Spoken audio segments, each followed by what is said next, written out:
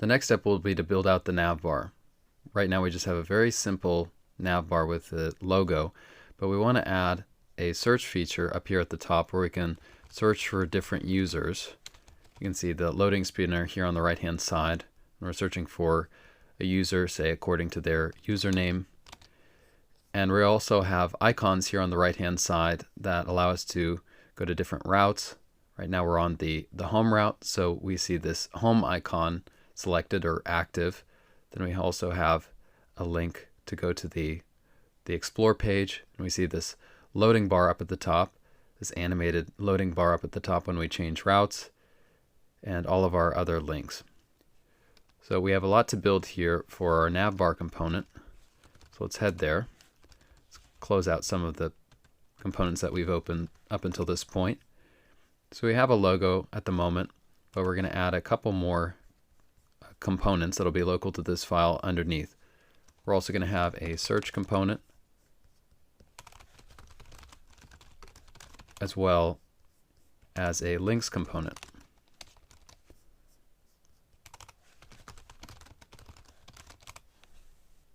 And one thing to note before we move forward is that on our not found page, we don't want to show the same navbar as we do on all the authenticated pages. We don't want to show a search component and all of our links. We just want to show, if we go back to our not found page, we just want to show this logo, which is a link taking users back to the home page. So we want to have a kind of minimal navbar. So let's add, for our not found page, we want to pass down some data to the navbar, and we're going to pass it through layout. I'm going to pass through a prop called minimal navbar. So then heading into layout,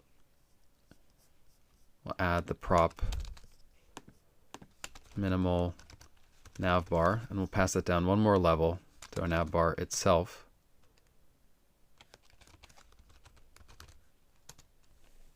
And by default this will be false. This value will be false. Then within navbar,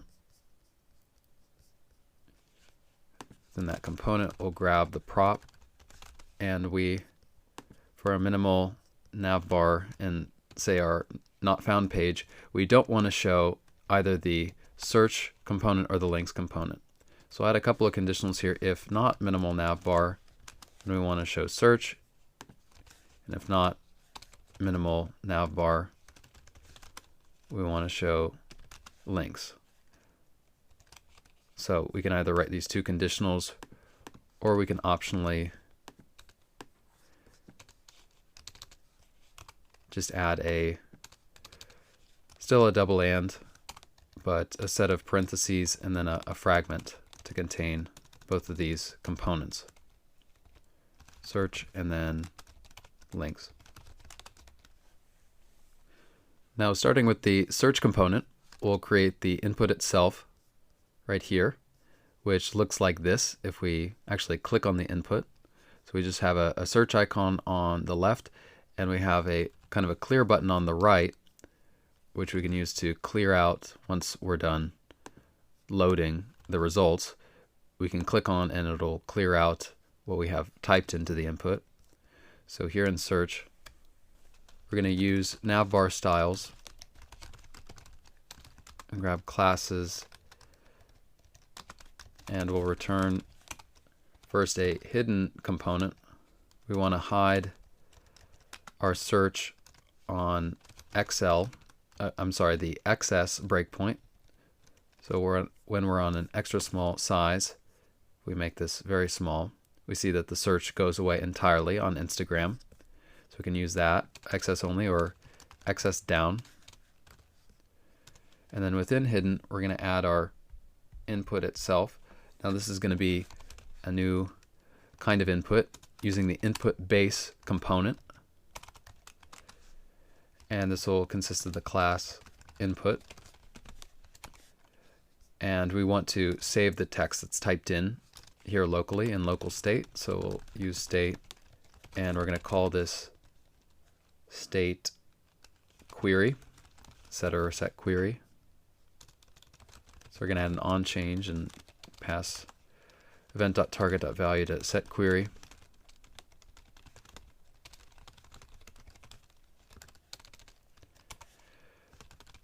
going to include a start adornment, and this is what's going to be used to show our search icon. So we're going to add a span, which will have the class of search icon. It's going to use our sprite sheet in order to grab that search icon. We're going to add an end adornment, and remember that there's loading state when we type in here. So we're going to have a little loading spinner. So we'll add an inline ternary where if we're in a loading state, and I'll just make another loading variable. So if loading's true, then we want to return and display a loading icon, which again we'll need to import. We'll import loading icon from, I believe, 2 levels up in the icons file. If we're not loading, then we want to show a span.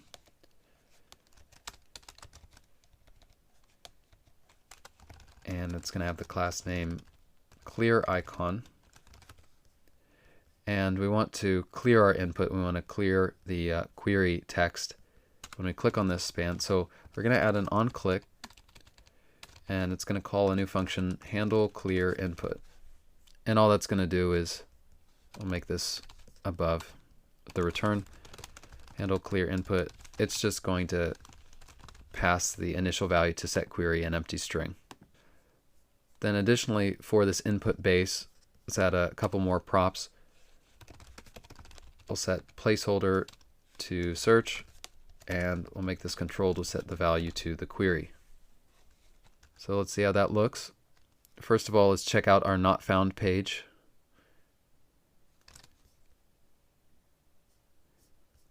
And let's just add something to links. Right now we don't have any content yet, so we'll just add a fragment with the text links. So okay, we have here kind of in the wrong side. This should be in the middle, but we'll fix that in just a second. When we fill out the links component, we see the basic structure of our search input, and we see the loading spinner here, and if loading set to false, that should go away. And now we can check, and obviously if we type in here and hit the clear button, that clears out all of our text. If we go to our not found page, we should see the minimal version of our header of our navbar, and we do. So now moving on to our links component, we're going to head back to the search in order to display the results for that, but let's move on to links for now. First, we're going to use navbar styles. We'll get classes. And before we start styling this, we're going to need a lot of individual icons. You can see a couple versions of each icon here, because as we toggle from one to another, we see we have a filled version and then an outline version of each. So let's grab all of those from our icons import. We're going to need, first of all, the add icon. It's going to be the link that we're going to use, or the button that we're going to use in order to add new posts. Then we're going to have the like icon, and its filled in version, like active icon, when that link is active. The explore icon, the explore active icon, home icon, home active icon, and I believe that's it. Now, within our links component, we're also going to need to know the particular path that we're on to conditionally show one or another icon, the filled in version, the active version, or the outline version. So to pass that data down to links, we can actually get that information by using a new hook, which comes available from React Router DOM, and that is the use history hook. We just have to call this up at the top of our navbar component, or any component within our component tree. We can use history, and we get back a history object. And history is going to tell us where exactly we are within our app, whether we're on one path or another. So let's make a local variable called path, and that data, the path name that we're on, meaning the end of a given route, say we're on the explore route, it's going to give us the path /explore, the string /explore from history.location.pathname. And we can provide path as a prop to links. So we'll pass path down and we'll destructure path right here. And we'll begin in structuring our links component with a div. And we'll have the class name of links container. Then we'll have a div, the class of links wrapper. Then we'll have another hidden component, and this is going to be for the add icon. We're not going to make this a functional button yet, but we want to hide this on XS sizes, so we'll again use XS down or XS only. And then after this, we'll have a link, so we'll use link from React Router DOM. And this first link, if we look at Instagram, the first one is going to be a link to the home page, the feed page. Next one is going to be a link to Explore. The following is going to be a button to see all of our notifications, our past notifications as a tooltip. And then the final one is to see our individual profile. So the first link is going to be to /. And within each of these links that we create, we're going to add an inline ternary where we're going to see if the path that we're getting, if it's equal to the path that we're linking to. So if the path here is just /, we're going to show the active version, in this case the home active icon. Otherwise, just the home icon, the outline version. So we can copy this and add the explore link. So this will be to /explore. Then is the path /explore? If so, we'll use the explore active icon, else the explore icon. Then we'll add a div here. We're not going to include a link since we're just going to be showing a tooltip here. We're going to add a div with the class of notifications. And we're going to add a bit of state that's going to determine whether we are showing our list of notifications. So we'll make this a Boolean false, and we're going to call this show list. The setter will be set list. So if we're showing the list, then we'll use the like active icon. If not, the like icon.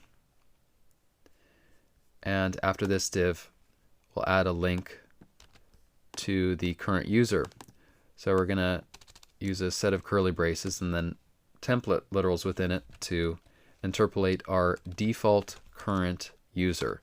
Now this is a piece of data we haven't used yet. It's going to come from our data file. If we look for default current user, this is going to be us, the user that's currently signed in. So we can import this. Make sure to import this from the data file. I'm going to have to do so manually. So import default current user from 2 levels up data. And I'm not going to destructure this object, but it's going to consist of basically all the familiar properties, user properties we've been working with. And this is going to link to their username. So default current user.username will be where our link goes to. And here we want to check to see that that path is equal to that same string. And if so, instead of having just a set of curly braces here, we're actually going to have a div within this link where we're going to be conditionally setting the class name. So we'll have a div where the class name is going to include this ternary, and if the path is our username /username, then we're going to set give class name not an icon but classes dot profile active, otherwise just an empty string. And really, just to explain this, this is so we can add a little ring around our avatar like you see here when we go to our current profile page, to our own profile page. So here also within this link we're going to add an avatar component which will import, and it's going to have the source of default current user dot profile underscore image. with the class classes.profileImage. Now let's see how that looks. So that looks a lot better. We can go from one route to another. Now if we go to another one like Explore, since we don't have the layout on that page, we're not going to be able to see these. But just trust for right now that this is going to be active when we're on the Explore route and the navbar is on that page. Now if we select, we can't select the notification button just yet. So to make that work, just going to add an on click and have it reference a function handle toggle list, and this is going to, as the name says, toggle our list state. So we're going to take set list, and then using the updater pattern, we're going to take the previous state in this inline function and set it to its opposite value. So now we can toggle this button like so, and when we are able to go to the profile page, we're going to see a black ring around our avatar here that we have at the end. And then finally, if we make our screen small enough, we see our search go away and our add icon go away, our add button go away. Good. Now we want to work with a couple of tooltip components. We want a tooltip here, what we're calling a tooltip, when a user types into the search to show any results directly underneath. And we also want a tooltip for when a user has some notifications. When a user has some notifications, you usually see this red dot, and then there'll be a red tooltip that shows underneath, indicating the number of new likes that they have for a given post or number of new followers to their account. So let's begin with some logic back within search to show our search results. Now the way that we're going to do that is we first need to check to see that we have a query. We need some text typed into our input to be able to perform a search. So to check for that, we can use the useEffect hook, and we'll run this effect function whenever the query changes. And first we're going to check to see and make sure that the query's not empty if we don't have any, to make sure we don't have any white space. So if not, query.trim, we want to return and do nothing from this function. Otherwise, we want to set some results. We want to put some results in state. So let's create some dedicated results state. Now this will initially be an empty array. We're going to store our list of data that comes back as an array, a list of users that comes back. We're going to call this results and the setter set results. So we're going to, for some mock data, we're going to call set results if we have an actual query. We're going to call set results, and we're then going to say array.from, just directly pass this in, array.from with a length of 5, and we're going to return for each element a default user. So we're going to grab get default user. So that'll be put in results in state, but now we want to show those results. So first of all, instead of having this local variable here, we're going to actually have some loading state in the future. We'll just create a Boolean state variable, set initially to false, and the state variable will be loading, the setter set loading. So now, once we have some data put in results, we want to show it. So let's first make a little variable that will tell us when we actually have results and can therefore show our tooltip. And under what circumstances do we want to show our tooltip? Well, we can create a variable called hasResults, and this is going to be true. This is going to be a true Boolean value when, first of all, we have a query. So if this is a non-falsy value, if this is not an empty string, so let's coerce this to a Boolean. Say if we have a non-empty string, this will be true. If that's the case and we have some text in our input as well as some results, meaning results.length is greater than 0, then we're going to say we have some. And in that case, this will be true and we can show our tooltip. Now, how do we show our tooltip itself? Where are we going to get it from? We're actually going to get it from our styles file. So we're going to directly import white tooltip, a component that I've labeled white tooltip. And the way that we use tooltips, the tooltip component in Material UI, is that you wrap it around any element that you want to be displayed underneath, or in whatever direction you want. In our case, the tooltip is going to be underneath this element. So we're going to take white tooltip and we're going to wrap it around our input base. And it's going to accept a number of props. First of all, the arrow prop, it's going to have a little arrow on the top side, an arrow before all of the rest of the results underneath. It's going to be interactive, meaning we can hover over each of the results to click on them. It's going to have a transition component of fade, so we get to choose how the tooltip appears. It's going to have this fade transition when it appears. It's going to be open according to the value of has results like we've created. And then for the title, meaning all of what we're going to display as the results themselves, we're going to create that right now. But these are only going to be shown, these results are only going to be shown if has results, once again, is true. So if that's true, we're going to use a grid component. And it's going to have the class of result container and the prop of container. Then we're going to take results and map over it. For each result, it's going to be within a grid. Another grid, this is going to be a grid item. So first of all, the key is going to be result.id. Item is going to be true. And it's going to have the class of result link. In the grid, we'll have a div, the class of result wrapper. In that, another div, the class of avatar wrapper. So the first thing that we're going to show here on the left-hand side is the user's avatar. And then we're going to have a separate area for their username and name underneath. So first their avatar, and that's going to come from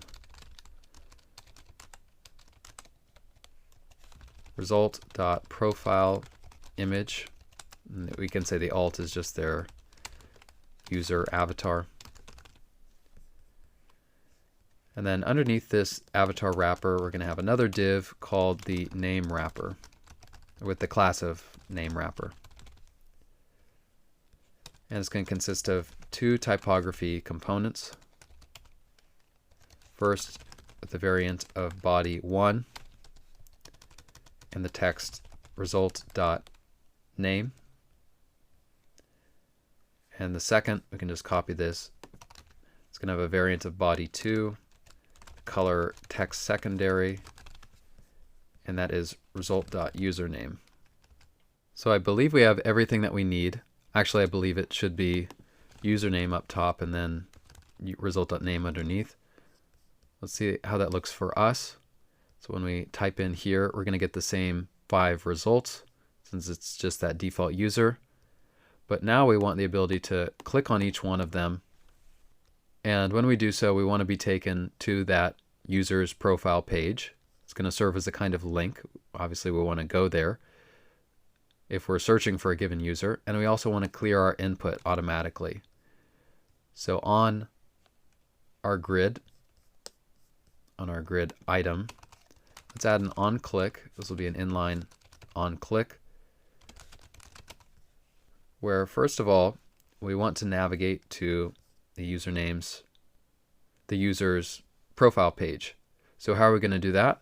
Well, this is another case where we can use history with our use history hook. Since we're already calling it up here, we can pass it down to search. So we'll pass that as history, as a history prop. We could call use history down here in search, but we don't need to.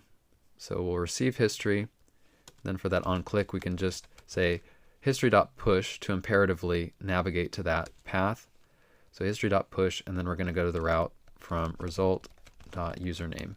And then after that, we want to clear our input. So we'll call the function handle clear input like we've already created. So let's save, and when we type in, we see any one of these results, and then when we click on it, we go to that page. Now we will see this clear out once we actually have that at the top of our profile page. So if we just go to profile, let's go to profile and we'll import layout and wrap it around its content.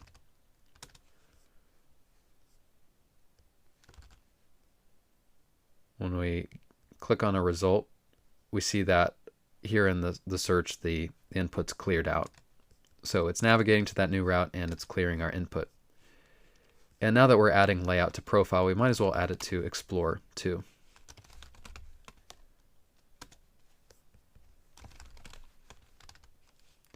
And the last element, and now we can see for each of our links, when we navigate to a different route, we see in fact that the icon changes to the appropriate one.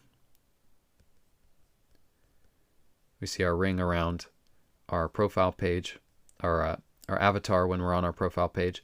Now the next step is to add the tooltip for our notification list. So that's going to involve going into our notification folder in components, and we have a couple of components here, notification list and notification tooltip. But before we head over there, let's head back to navbar, and this is going to be displayed, the red tooltip that I mentioned is going to be displayed underneath this button, the heart button here in our links component. So just like we use the white tooltip there in search, we want to use the red tooltip here in our links component. So we're going to head up to the top again and then import that from styles.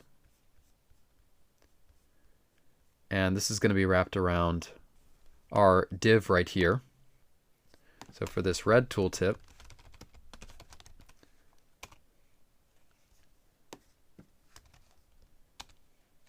it's going to have the props arrow. It's going to be open when we have a piece of state that indicates that we want to show the tooltip. So we have here show list for showing the list itself, but we want to show the tooltip automatically when a user has a notification, when they have a new notification.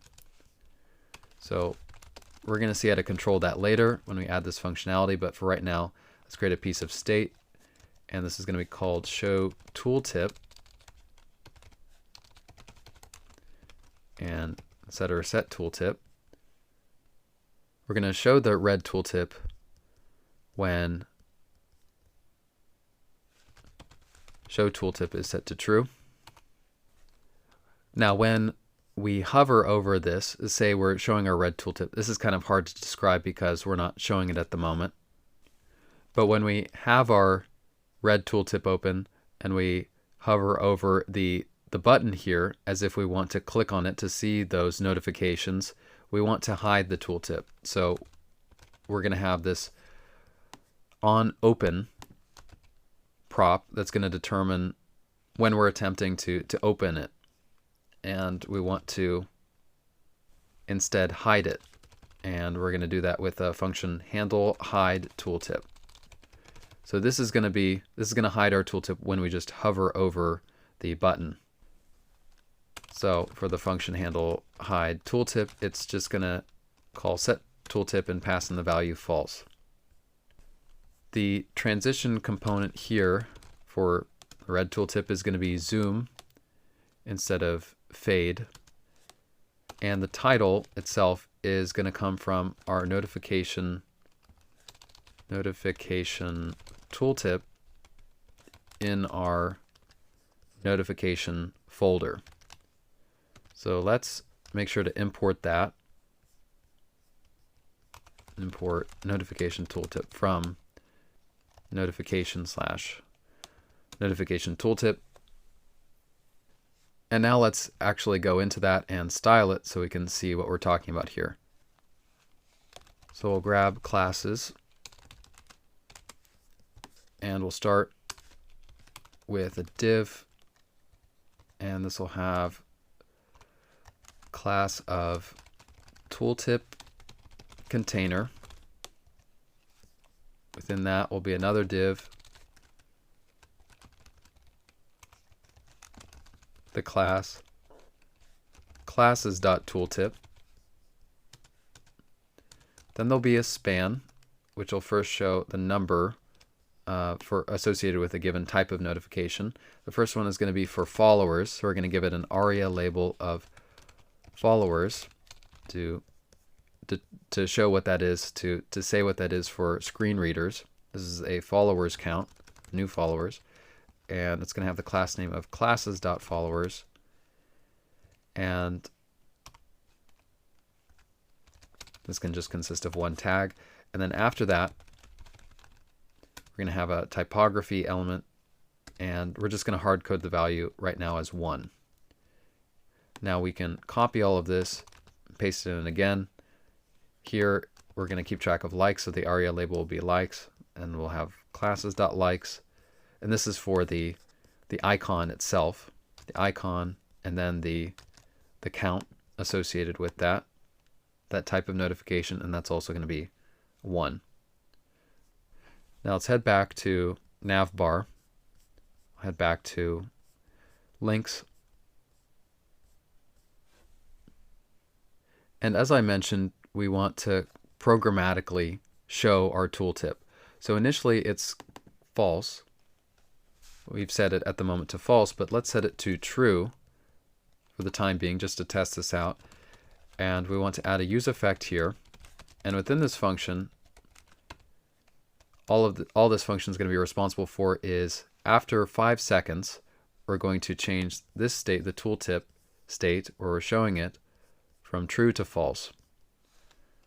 So we're going to add a set timeout, and after 5 seconds, it's going to call handle hide tooltip. So we'll pass in reference to that function, and then 5,000 milliseconds. And we'll get back a reference to this set timeout, which we need to cancel if we go to a different page. If we, for some reason, get rid of this component. Well, technically it's going to be available on all pages, but we need to have this here just so we don't get an error if, for example, the state can't be updated because this component's disposed of. So we want to return a function where we clear the timeout if there's any problems in updating the state. We'll pass that reference to clear timeout. So let's save these, and what we should see is we should see our little tooltip for 5 seconds, and then it'll go away. And it looks like it went away sooner than 5 seconds because notice I hovered over it. Immediately when we hover over it, it disappears. Then the next step is when we click on the notification button, we want to see our list underneath. So let's create that notification list in our notification folder and components. And for this list, we're just going to be using the notifications array that we have in our data folder, our data file. So we have this default notifications array. So we'll import that first within notification list. Default notifications from 2 levels up, data, good. We'll grab classes, and we're going to do some more styling here. We're going to start with a grid, and this will have the class of list container. This will be a container, so we'll add that prop. Then we want to take default notifications and default notifications and map over it, where for each notification, we first want to determine what type of notification it is. So if we go into data, you'll see that for each of these objects, we have a couple of elements. Each of these are objects. We see that each notification has an ID, a type, a user associated with it, and maybe a post, depending on what it is and when it was created. Now there's 2 types of notifications, a follow notification or a like notification. So we want to figure out which each one is, and we're going to store a reference to that in a variable. So we're going to create a variable, a local variable, before we actually return the JSX to display our notification, we're going to create a variable and say isLike. We're going to have an isLike variable, and it's going to be a like notification if notification.type is equal to the string like. Otherwise, we're going to have an isFollow variable, where if notification.type is follow. And now we can return a grid item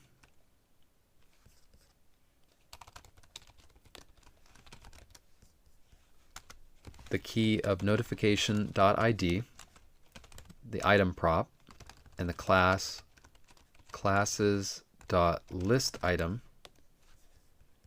Within this will be a div, the class listItem wrapper. Within that will be a class avatar wrapper, then an avatar component, the source coming from notification.user.profile_image, and the alt text user avatar. And under that avatar wrapper div, we're going to have a name wrapper div, a div with the class name wrapper. Here it will include a link. So we'll grab that from React Router DOM.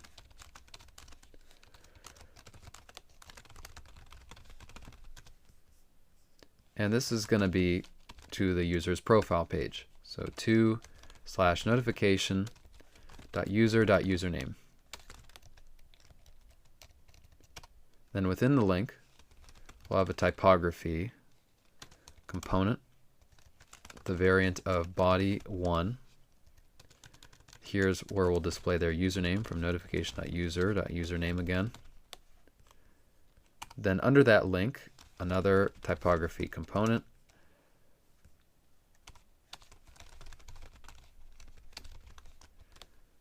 with the variant of body2, color text secondary, and the class name typography. And here's where we want to show, I can look at my notifications and see kind of what we're building here. So something very similar to our results. We have a user's avatar here on the left. We have their username up top with that link to their individual profile page. And then underneath, we have some text that says started following you and how long ago that was, or liked your photo, for example. So if we have a like, if isLike, then we're going to include the text likes your photo. And for now, let's just hard code the date, how long ago that took place. And we see it's a shorter version. It's just 4 days, so we can say 4D. And otherwise, if it's a follow, we can say started following you with a little bit longer date, maybe.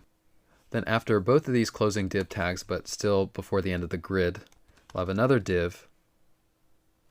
And note here that when we have a like, so usually we have a follow button if it's the notification type is a follow, but if someone liked our photo, we have an image and a link of that post that they liked, so we can go to it and see what they liked.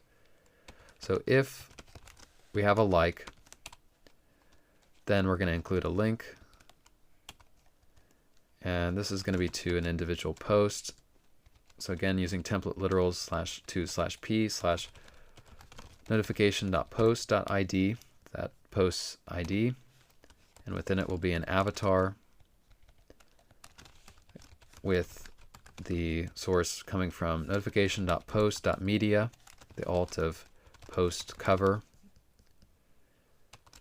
and also we'll have another conditional for isFollow. If that was a follow notification, then we want to display the follow button.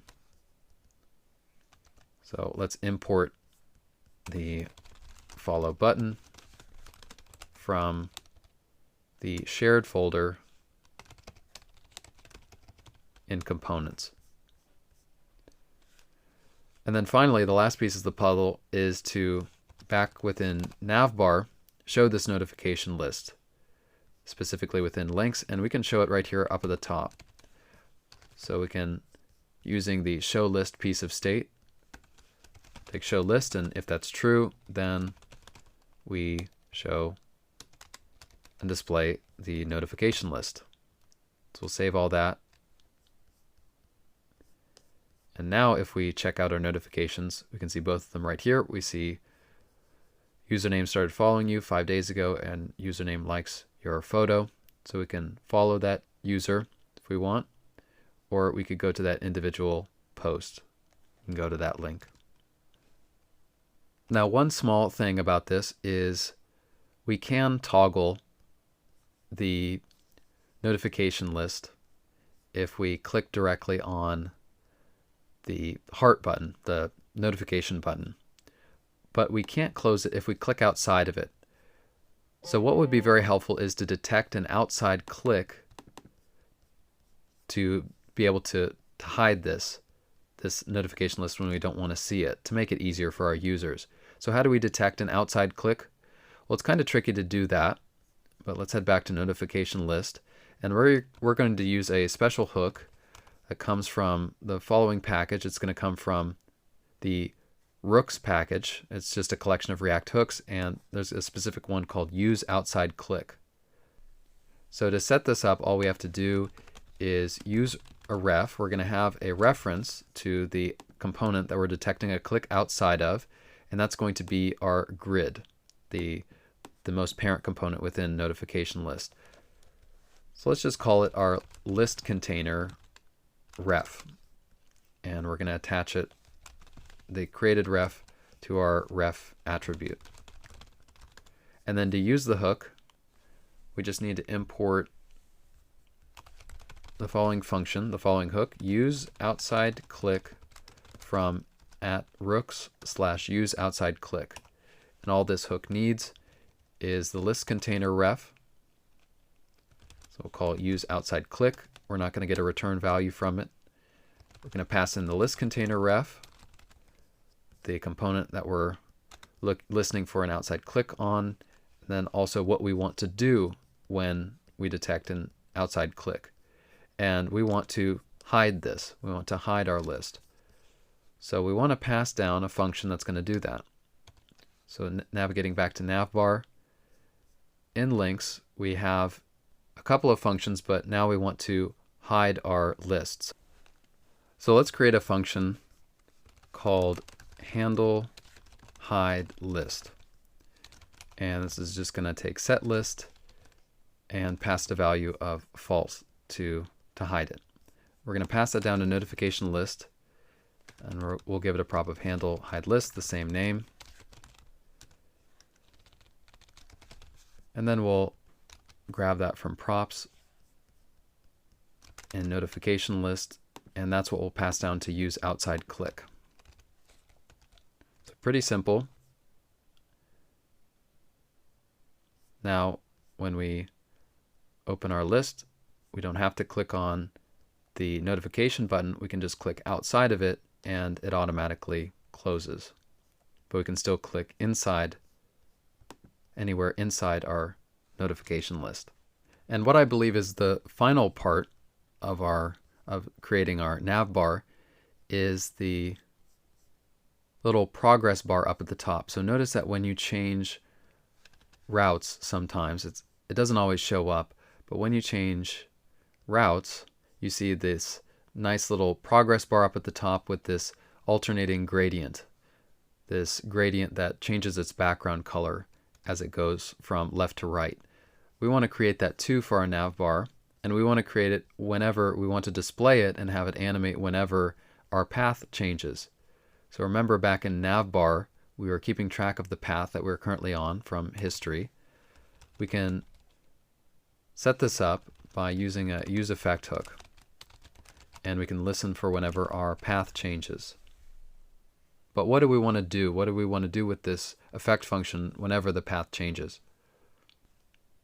Well, we want to keep track of when our page has started loading and when it's finished loading. So let's make a dedicated piece of state that again is going to be a Boolean. It'll be initially true instead of false. So when our component's first created in the first part of its life cycle, when state's created, I should say, this value, this piece of state called isLoadingPage is going to be true. And the setter will be setLoadingPage. And only when our component has mounted and it's gone through the entire process of loading its entire life cycle do we want to call setLoadingPage and set that to false. Now the reason for this is we want to keep track of when we're in flight from one page to another. That's when we want to animate our progress bar. And specifically, we want to pass that value down, either true or false, if we're loading or not, down to the component that's going to display that progress animation across the top. So we'll add a set of fragments around what we have so far in navbar. And we're going to add a new component called progress. Now it's going to accept the value of isLoadingPage, and it's going to accept it on a prop called isAnimating. Now let's make progress down at the very bottom of our navbar page. So we'll grab isAnimating from props. And once again, we'll use navbar styles.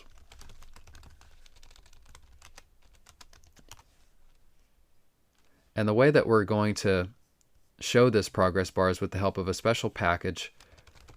This is called React and Progress. So in the very top of navbar, we'll import a special hook called use and progress from @tandem/react and progress. So it looks just like this. The import looks just like this. And we just need to pass to this hook. What's nice about this hook is that we just need to pass to it when we're animating, when our page is being loaded. So we'll pass it within an object to this isAnimating property. And we're going to get back 3 important values. We're going to need to create the progress bar ourselves, but this is going to help us in creating the styles. So we're going to get back animation duration is finished when we're finished loading, or when the animation should be finished, and also the value progress. And we want to return a div, the class of classes.progressContainer, and we want to set the style. We'll set some inline styles according to the values that we've gotten back. We want to set the opacity of this progress container according to whether we're finished or not. If it's finished, we want it to be 0. If not, we want it to be 1 and visible. For the transition, we're going to transition the opacity over the animation duration that we're given.